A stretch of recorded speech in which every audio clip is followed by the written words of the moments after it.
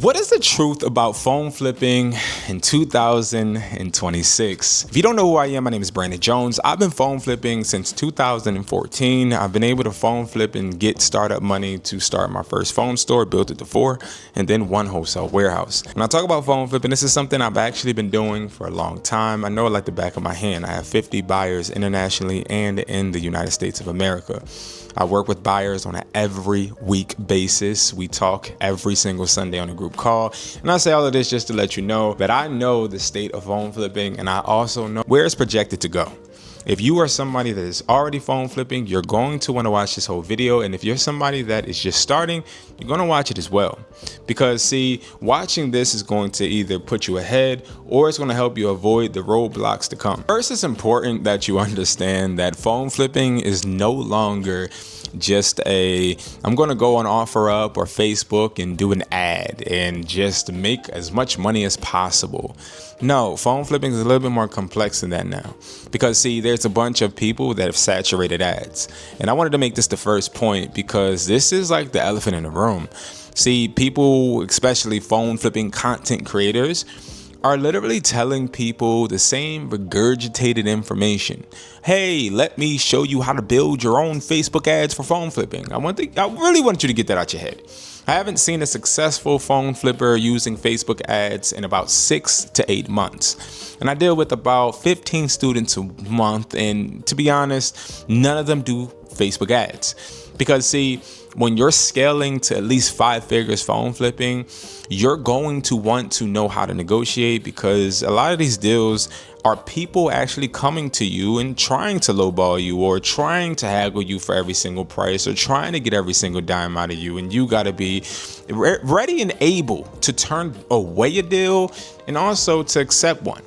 But most importantly, know exactly what the value of the device is, which brings me to the next point, is you need buyers. If you are out there trying to freelance this and you're trying to guess the price, or you're going on eBay, you're doing it wrong. A lot of people I see that are either they're seasoned in phone flipping or just starting have this idea that Facebook or eBay is the appropriate place to decide what a device is worth. That's absolutely insane. Like, let's think about it, right? The phone on eBay that you're trying to see what the price should be for, you can find a bunch and they're going to all be at different price points. Go look right now. If you look on eBay, there's a bunch of phones of any model you type that are going to be priced for different price points. You know, one of the biggest scams about phone flipping is that everyone is getting phones from somewhere that is similar. Everybody that gets new phones gets these phones out of phone stores, whether me or you take it out of the phone store, or we buy it from somebody that brought it from somebody that brought it from somebody that did. Or if it's a used device, this is a phone that is usually not paid off. And you usually are going to try and price this device to accommodate whatever type of device it is. But you have people overseas that unlock these phones instantly and can sell them for a lower price than you. So you're gauging the price that you are selling that phone off of, or selling that phone for, based upon somebody that already has leverage on you. And I know this may sound complex or not needed to some, but I'm telling you right now, you need to find a buyer that's going to give you a price list. Now, I'm not even saying to ship the phones to buyers, because that's going to be one of my next points. It's really about just having a price list that will give you the market value, so you know that an iPhone 14 is worth $200 right now.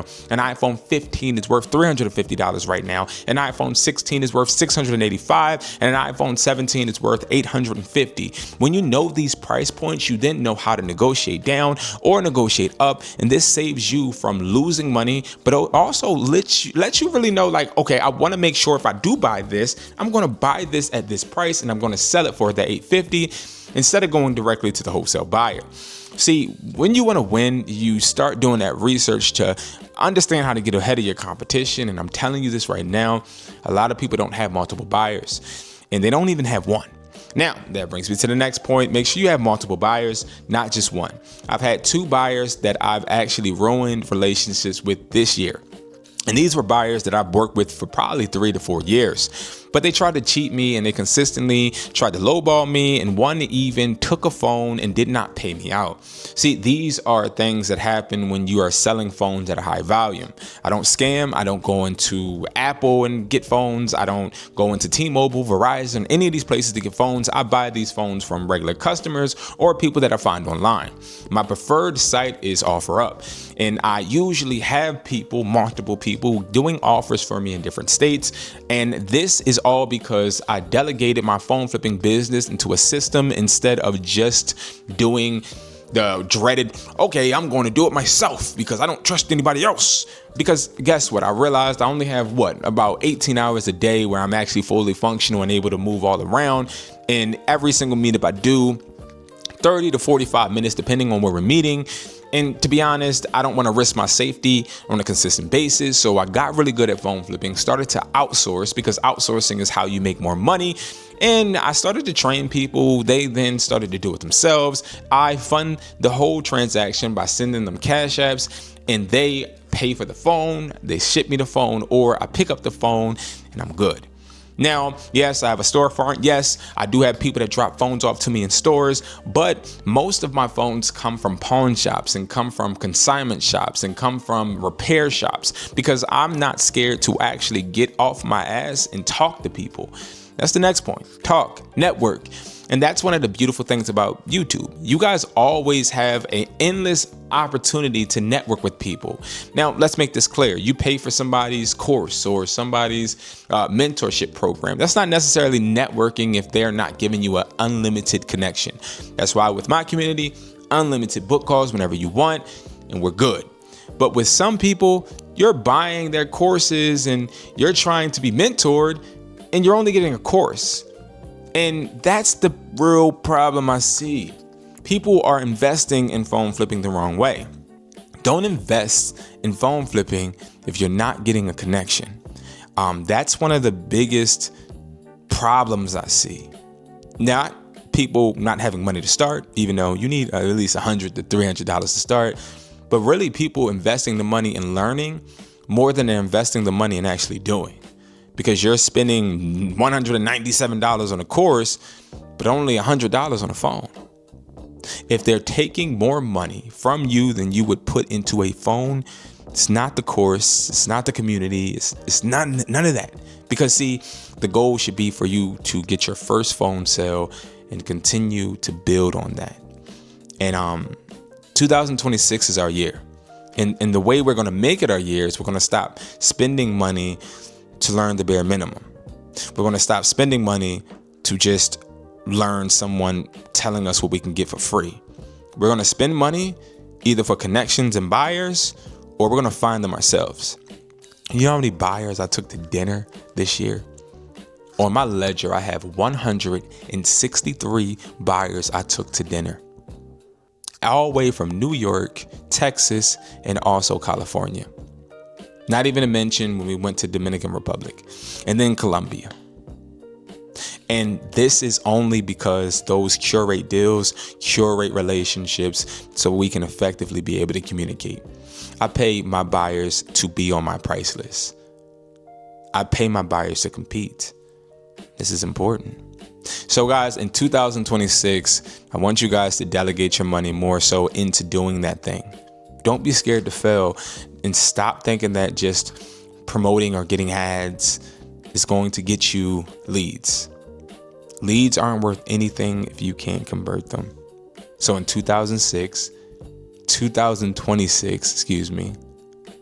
we're going to make sure that we are creating our own organic funnel with phone stores, repair locations, pawn shops. We're going to make sure we have multiple buyers, at least 5 buyers we can compare prices with.